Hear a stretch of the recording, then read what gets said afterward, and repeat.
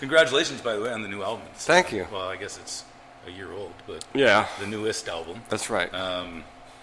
But yeah, to start off the tour, how's it going? Good. You know, we did a really big, long tour last year, and I didn't know really what I was going to do this year because we kind of finished the album cycle, and then I started getting offers for shows, and so now we've got this North American thing, and first time I've done Canada, you know, on my solo tour. Never did Canada before. Really? On a solo run. No, last night was the first night. And so we're about halfway through the run, and then we're going to go to Europe for about almost 2 months and do a bunch of festivals. And after that, we come home and we've got another West Coast run that we're putting together in North America. So keeping busy. Got a new single out that I just put up. We did a video for it. That's been up for a couple months. A song called The Damned. And there's going to be a few more that we put out that are getting ready to be released. Awesome. Yeah. Awesome. Good shelf life, this album. Yeah, Nice. that's right. One of the things that I always wonder about, you have 21 solo albums. Mm-hmm. How do you pick a 15-song set list? You know, that's a good question. What has happened, there's songs that have become songs that, you know, I think that are ones that people kind of expect to hear, you know. So they're always in the set, you know. Like, I think we, like, Go Faster, for example. That song is always in there. And, but it's tricky because you have, I have a lot of records I put out. You know, one thing that happens, sometimes people talk to me and say, oh, I love that song, and they'll name a song, and I'll be like, well, what is that? And then they'll sing it, and I'll, oh my God, I forgot I wrote that. You know, that kind of happens. Probably more than you'd imagine. Yeah, but you know, the other deciding factor, a lot of it, you know, because we are a trio, it kind of comes down to what songs really translate well as a trio, and that becomes part of it. And then there's just ones that for some reason stick with me more than others that I put in. But on this tour, we got a song that I put in that we've never done before, a song called The Road. We've never played that ever, so we're playing it on this tour. So, you know, every now and then I go back. On the last run, we pulled up some songs that I had never done before. There's a song I put out as a single years ago called Angry Boy, and we never really did that, so on the last tour we had that in the set, you know. And then what happens is I put up a set list that's kind of like an idea of what I'm going to play, mm-hmm. but depending on how I'm feeling that night and what condition my voice is in or the vibe of the audience, I do change on the fly. And there was actually a period of this band where we didn't have a set list at all. I would just go up and call tunes. And the only thing we had were segues. So there would be a song that, if we played that song, we knew that we would lead into another song. So in a way, if I called a particular song, it would mean, all right, well, we're doing this block of 3 in a row that are linked together. Yeah. But that was kind of fun. You know, the band knows a lot of my material, so, you know. That's pretty intense. Yeah, we did that for a couple of years, didn't have a set list. Wow. So backstage, I say, we backstage say, what do you want to open with tonight? And then I just say, well, let's do Bad Situation, we'll open with that. Or let's open with War Paint. I just decide on my... Wow, that's awesome. Yeah. I've been playing with them for about 7 years. Same guys? Mm-hmm. Yeah. So you got that chemistry going with them? Yeah, absolutely. Yeah. Wow, that's fantastic. Yeah. That you mentioned something in your last answer where you said it depends how your voice is doing. I was looking at your tour dates. You're doing like 6 shows a week. Next week. How do you keep your voice from... Honestly, I'm aggravated that I have too many days off on this tour. Is that right? Yeah, you know, you know, you need a day off here and there, obviously, but you know, I like to keep it rolling. You know, 4 in a row, though. You know, if you do 4 in a row, a day off is good for the voice, kind of reset. What I don't like is when I have like a show and then a day off, and then 2 shows and then a day off. That kind of pulls me out of a rhythm, right? You know, right. So the best thing, I think, the ultimate thing, if you could pull it off, it would be 3 on, 1 off, 3 on, 1 off. But the reality is, the gigs fall where they fall, so you can't really control that. At least, in my predicament, it's hard to control that. Because you've got a pretty powerful vocal style. Like it's loud and aggressive. There's no damage. Well, believe it or not, I don't sing very loud. And I watch that. I watch how I'm feeling, and that's another thing comes back to the set list. So if I have one night where I really, pushed it, then I'll have to see how I feel the next day. Maybe I'll change the set list to reflect songs that aren't as difficult. But in general, I've learned to sing correctly, which is important. I think a lot of guys blow their voice because they never really learned the correct way to sing. And when I say correct, I mean, placement and breathing, but the placement is very important. And warming up is important, getting enough rest, that kind of thing. I guess years and years of touring, it just becomes second nature. Well, I've lost my voice on tours. Unfortunately, and it happened last year, I was rolling through a tour, and we got to Brazil, and I got really sick because we were on a bus that was not properly ventilated.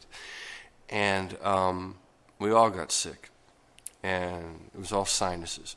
But every day for the show, I would do an hour or so of a warm-up, and I was able to sing. And I actually sang, at about 85, 90% of my capability on that tour, which is great. But when we went on the next leg, we had to go to Japan, and then we went to Singapore, Korea, Australia. When we got to Australia, we had a long flight and went around to get to Germany. So by the time I got to Germany, from being in the airplane and for so long, I developed like a sinus issue, and I lost my voice, and it was bad for 3 shows. The first 3 shows, I didn't know what was going to happen. At one point, I thought we were going to have to pull the dates down. And then I got better. And for those shows, it's pretty scary when you lose your voice, when that happens, because really, my music is built around my voice. A lot of people know me as a guitar player, and obviously I am a guitar player. But the music that I've been writing since 1994 has been built around my voice. So if the voice goes down, there's no show. Absolutely, yeah. 94? Well, the first vocal record was before that. Fever Dream was the first vocal record I did, which was 1990. That came out in 90, I think. So, yeah. Good Lord. For 28 years. It doesn't seem that long. About Salting Earth. I was really, really taking a good listen to it today. It's really soulful. All right, good. And I really dig that. But when you're writing, do you consciously say, I want to do something a little different? Or No. is it just what comes out? Nothing is ever conscious, no. I write what I write, and I write all the time. I have songs that I write on the bass guitar, songs that start with a drum beat, songs that start with a melody, a piano. It is what it is. I write whatever I write at the time. And then usually I finish the stuff that sticks with me. So, for example, if I have an idea for a song, oftentimes I'll pick up my phone. I have the recorder app in the phone, and I'll sing or play, depending on what is available to me, the idea. And usually what will happen is, if there's 200 ideas, 10 of them will keep coming back to me. And so those are the ones that I usually work on first. And out of those 10, maybe 5 will develop into something that's worth finishing. And then if I get on a roll and I get 5 or 6 things that I really like, then I'll go back and kind of sift through those ideas and see if anything hits me that I might have forgotten about. And oftentimes it does. And then the other thing that happens is sometimes I'll start a song and I'll get stuck. And so I'll start even recording like the idea, like I put a drum beat down and throw a bass on there, start singing, kind of formulate things. And sometimes I hit a wall. And a lot of times then I take that and I put it aside and just kind of forget about it. Years later I'll come back to it and finish it. So, for example, you brought up the Salting Earth record. There's a song on that record. It was either Salting Earth or Cannibals. I get confused. But the song I'm thinking of is one called Make It Easy. Maybe it was on Cannibals. I don't remember. It's on one of the two records. But that song was something that I started recording back in 2004. I recorded everything in 2004 except the lead vocal, because I had the melody, but I didn't know what I wanted to sing.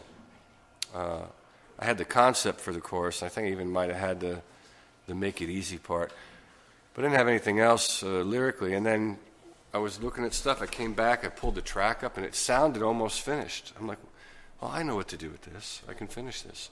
So I changed a few things. I think I replayed the bass, I added a clavinet, came up with the lyrics, and finished the song. So some songs might write themselves in 5 minutes. Other songs might take 10 years. You know, it just depends. Right. Yeah.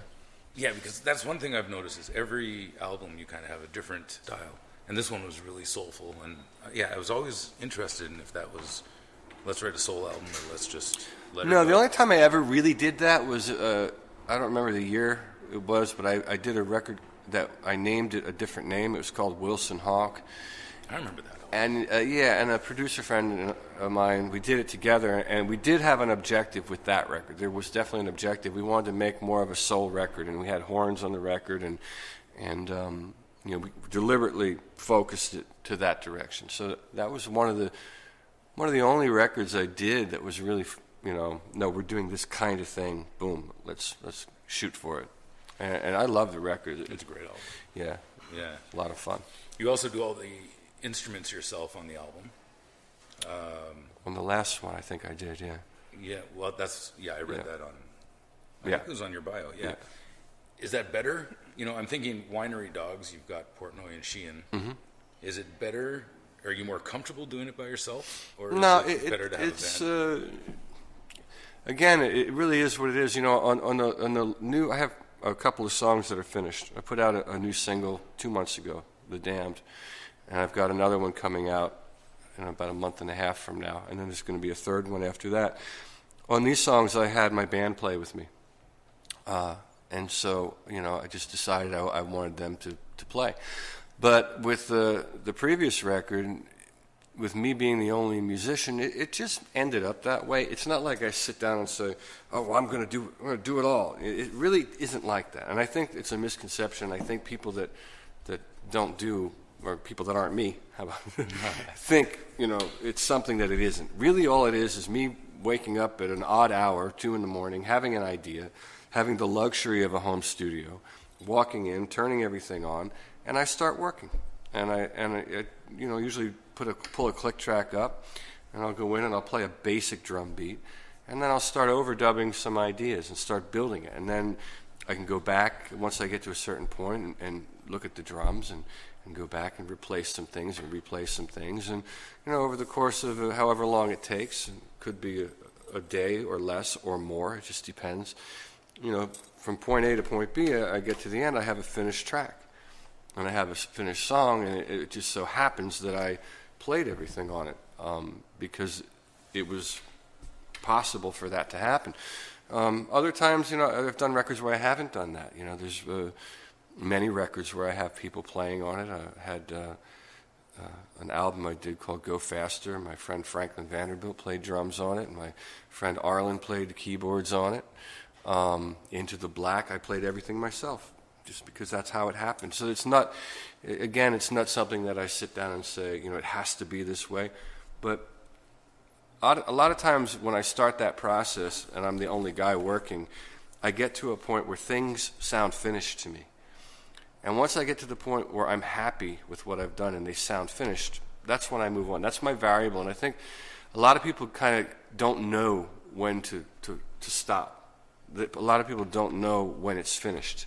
Thankfully, just out of instinct, and I think probably from doing what I do for a very long time, I usually arrive to a point where I listen, and if I keep playing the song over and over again, and I keep wanting to listen to it, and it's engaging me, then I know I'm done. I'm completely done. And then if I end up being the only guy on it, I am, and if not, I'm not. But that's not the point. The point is the completed work. Okay, I'm going to go way back. I read that Kiss was your influence. And I've interviewed a lot of guitar players, and all of them cite Kiss as their... Well, I'll tell you, my influence. thing with Kiss, as a musician, they were not an influence. As a child, not knowing anything about music, they were a massive influence. Because when I saw the images, and there was video footage that I had seen, and there were posters, and there were album covers, and then of course there was the music and the songs. When I saw that, it was really exciting to me, and so that is how they Kiss was the thing that made me want to become a musician, in the sense that I saw Gene Simmons holding what I thought was a guitar, spitting fire, spitting blood and breathing fire. And I thought, that's cool, that's what I want to do. And at the time, I was taking piano lessons. And so, Kiss seemed a lot cooler to me at the time than Billy Joel. So I wanted a guitar. So how about now? Who's cooler, Kiss or Billy Joel? I guess Billy Joel. I would say so. Yeah. I would say so. So it was all about the image. Yeah, that's what got me. Yeah, but then the music, too. I mean, I loved their songs, of course. Once I started playing the instrument, and I started getting into all kinds of things, George Benson, and, Stevie Wonder. I went all over the place. But yeah, that's fantastic. So what I did was I got my mom and my daughter to write down 6 questions. They've never heard of you before. Okay. And I thought it would be kind of interesting to see what kind of questions they would come up with. Okay. So, what is the craziest food you've had on tour in all your years of touring around the world? Well, I didn't eat this, but it's the craziest thing, and there's a story attached to it. But many years ago, when I was in Mr. Big, Billy Sheehan and I went to a dinner in China, and I made the mistake of saying, I just want to go to a real traditional restaurant. So we go there, we're starving, and they brought out a bowl of fried pigeon heads. The heads of the pigeon fried, and they were eating it like it was popcorn. So I didn't have anything. I didn't have that. Then they brought out another bowl that it looked like, to me, baby hands, like literal hands, but they were chicken feet. They started eating those. I didn't touch that. So that night I had rice. But I guess I don't really eat anything that weird. Maybe the weirdest thing was in Japan. I had cow tongue, a piece of it, and it was just like chewing on rubber, so I didn't really like that. I'm so glad you said you didn't try the pigeon head. Nah, I didn't. Yeah, I've never heard of that one. I've heard of some crazy food in China. I know when the Eagles won the Super Bowl, guys were eating horse shit off the street, so that's pretty hardcore. They were Flyers. Oh, they probably are Flyer fans, too. They won last night. But did they ever? Yeah. That was a statement.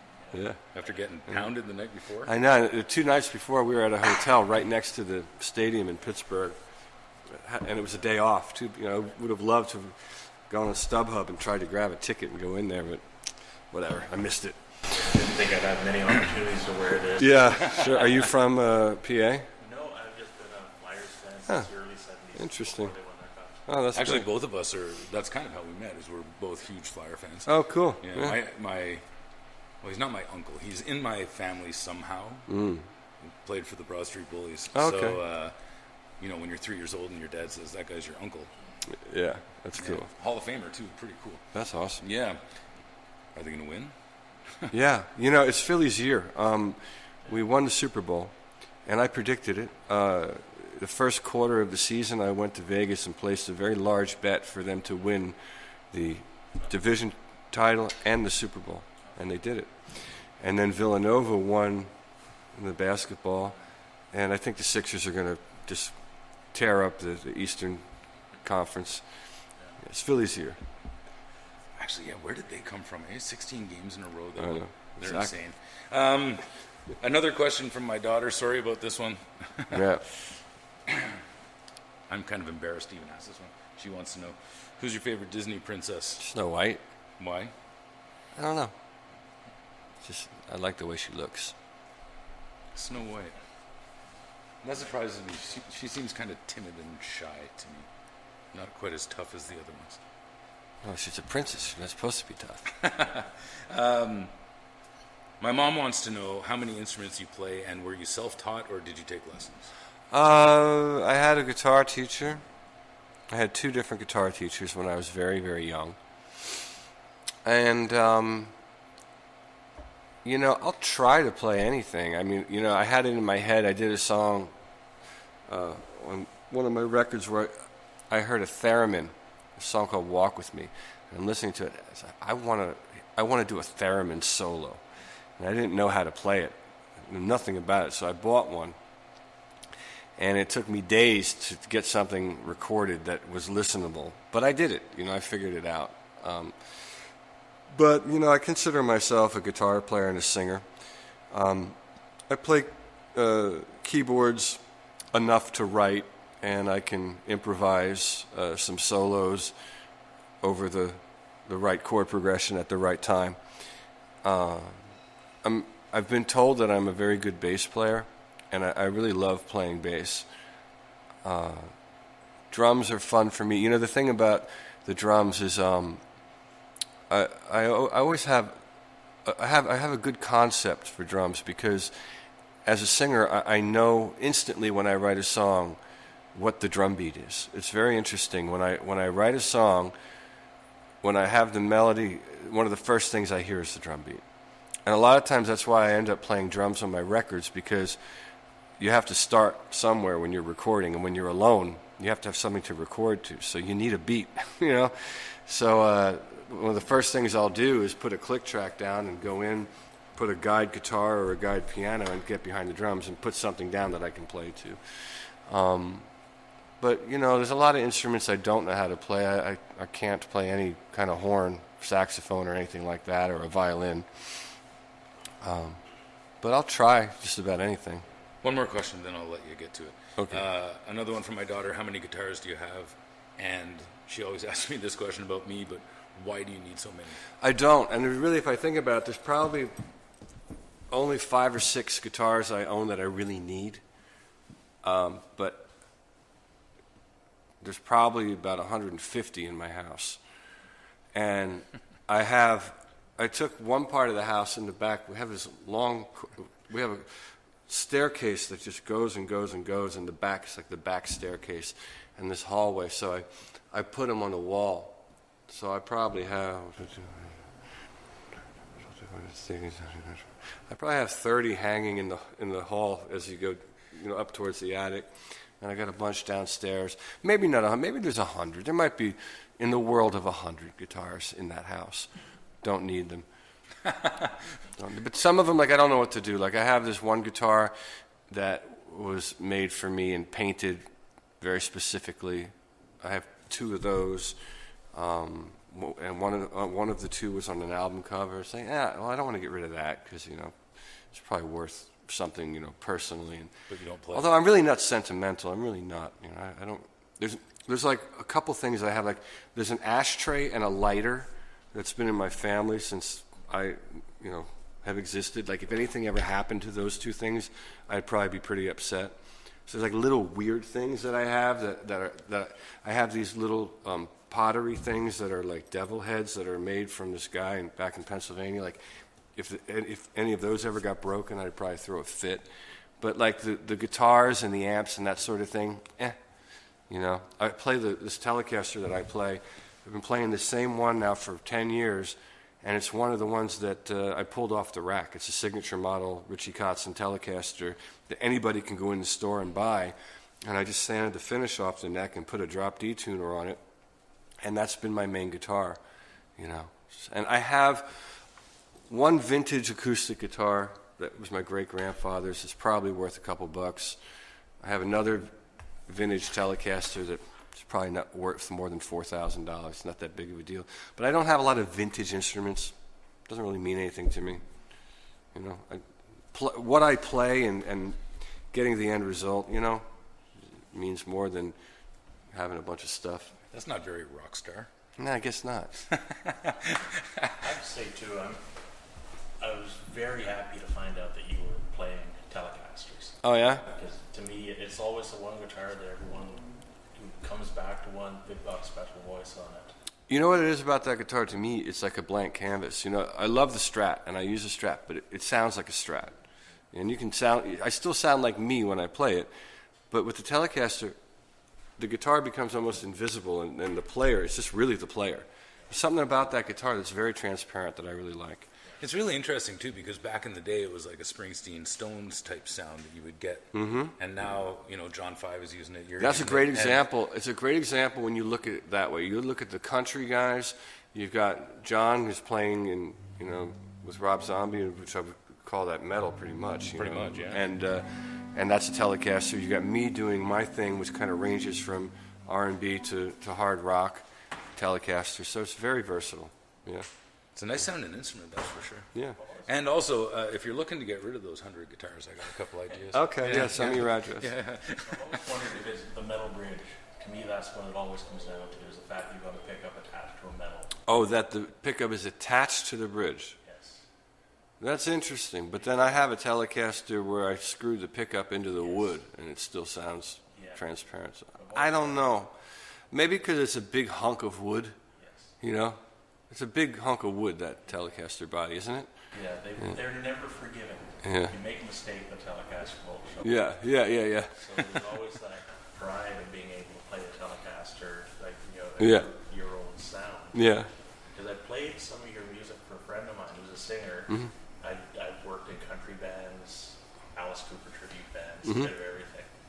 And he was listening to your music, and he said, "That singer's amazing. Who is that?"